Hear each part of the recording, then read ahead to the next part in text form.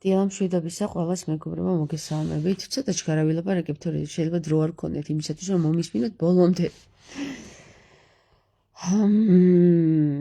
გველკაშვილთან მიმართულ ვიდეოსთან დაკავშირებით შემოვიდა რამდენიმე ასეთი უცნაური კომენტარი. მაგალითად. და შენ ხარ თამარ მეფე?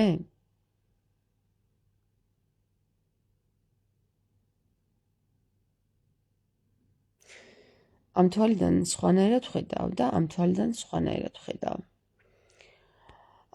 და თქვენ როგორ ხედავთ მაგ თვალებიდან საკითხავია.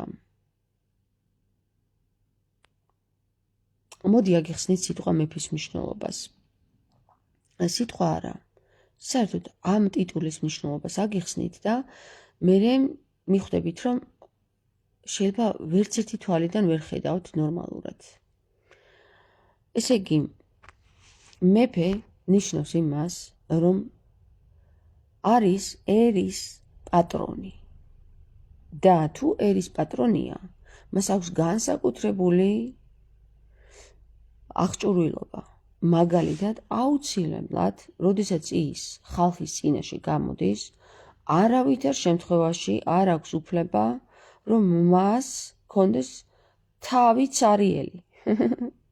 შესაბამისად, თავზე ახურია გვირგვინი.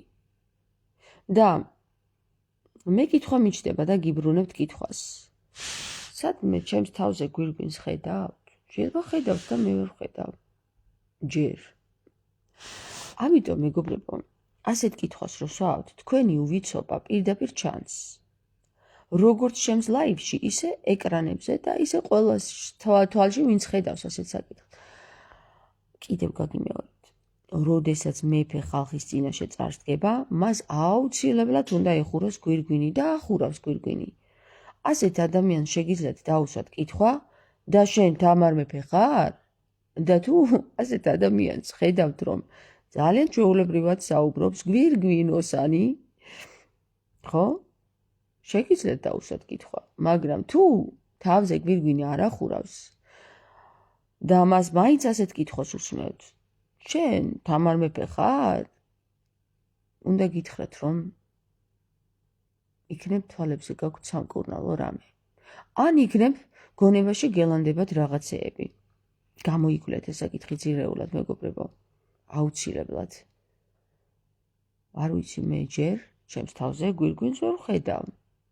სავარაუდოდ შემიძლია ვთქვა, რომ არა, მე ჯერ თამარ მეფე არ ვარ. კმაყოფილი ხართ ამ პასუხით?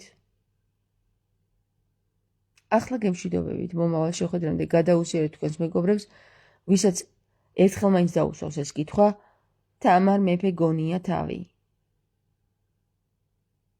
რომ ეგონოს, თავზე გვირგვინს დავიდგავდი.